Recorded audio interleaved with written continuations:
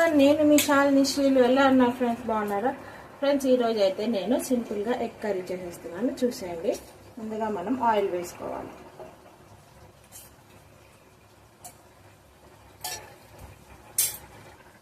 Oil వేడెక్కాక 3 సన్నగా cut చేసుకున్న ఉల్లిపాయ ముక్కలను వేసుకొని ఫ్రై చేసుకోవాలి.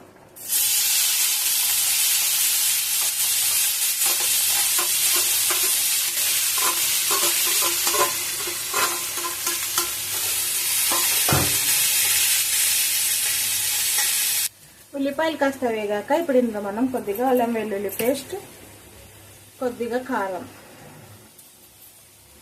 ఇలాగే కొద్దిగా పసుపు కూడా యాడ్ చేసుకొని ఒకసారి కలుపుకోవాలి. ఇప్పుడు మనం ఇందులో కట్ చేసుకున్న టమాటాను కూడా యాడ్ చేసేసుకోవాలి.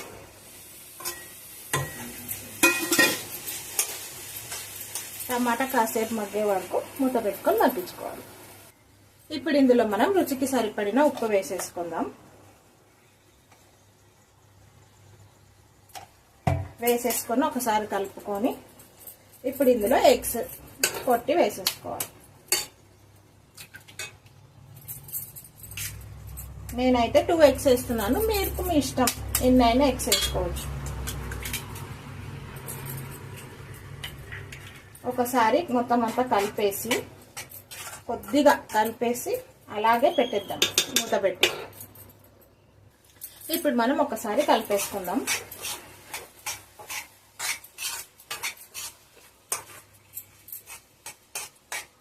మనం ఎగ్ వేయగానే కొద్దిసేపు అలానే పెట్టామంటే ఇలా మనకు కొంచెం ఎగ్గా వస్తుంది, తినడానికి చాలా బాగుంటుంది. ఇంకొద్దిసేపు అయితే మనకు ఎగ్ కర్రీ రెడీ అయిపోతుంది. చూసారు కదా ఫ్రెండ్స్, మనకైతే ఎగ్ కర్రీ రెడీ అయిపోయింది. ఇంకా అంతే, మనం తినేసేయడమే. నేనైతే దీన్ని దోశతో తినేస్తాను. దీని తర్వాత నేను దోశ వేసేసుకొని తినేస్తాను. ఇప్పుడైతే మనకు ఎగ్ కర్రీ అయిపోయింది.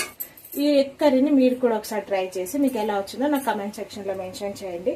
అంతే ఫ్రెండ్స్, ఎవరైతే ఈ వీడియో కనుక మీకు నచ్చినట్టయితే లైక్, షేర్, సబ్స్క్రైబ్ చేయండి friends. Thank you for watching. Bye bye.